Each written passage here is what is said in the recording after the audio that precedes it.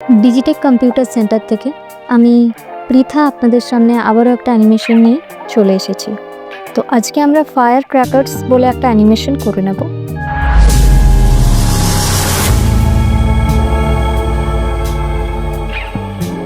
Power point open করে নেব এবং সেখান থেকে একটা ব্ল্যাঙ্ক প্রেজেন্টেশন বলে যে স্লাইড আছে সেটা চুজ করব।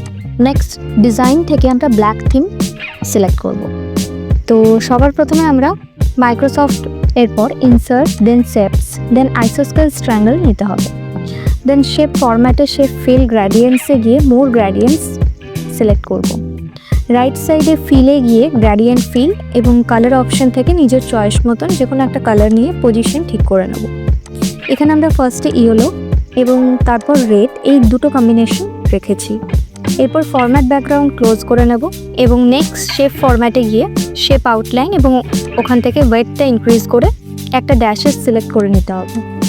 এরপর অ্যানিমেশন ট্যাব থেকে এন্ট্রান্স থেকে ফ্লাই ইন সিলেক্ট করব। অ্যানিমেশন পেনে গিয়ে টাইমিংয়ে চলে যাব। ওখান থেকে start with previous, delay 0 seconds এবং ডিউরেশনটা আমরা ফার্স্ট রেখেছি আর রিপিটটা একদম লাস্টের অপশন নান রাখতে হবে।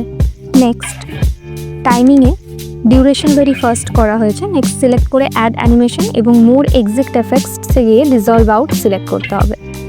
অ্যানিমেশন পেন থেকে টাইমিংয়ে গিয়ে start after previous, duration first এবং রিপিট নান করা হয়েছে। অ্যাগেইন ইনসার্ট শেপসে যাব এবং সিলেক্ট স্টার 32 পয়েন্টস যেটা স্টার্স অ্যান্ড ব্যানার্স গ্রুপের মধ্যে পাবেন ওটা সিলেক্ট করতে হবে। স্ক্রিনে ঠিক যেভাবে দেখানো হচ্ছে এক্স্যাক্ট ওইভাবে আমরা অ্যালাইনমেন্টটা রাখবো। দেন শেপ ফরম্যাট শেপ ফিল থেকে গ্রেডিয়েন্ট এবং মোর গ্রেডিয়েন্টে যাব। গ্রেডিয়েন্ট ফিলে আমি আমার পছন্দ মতন কালার সিলেক্ট করব।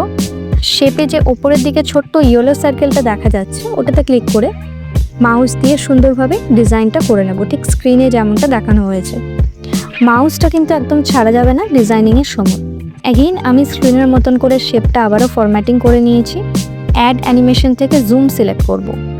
টাইমিংয়ে start with previous, delay 0 seconds and duration very fast করে নেব।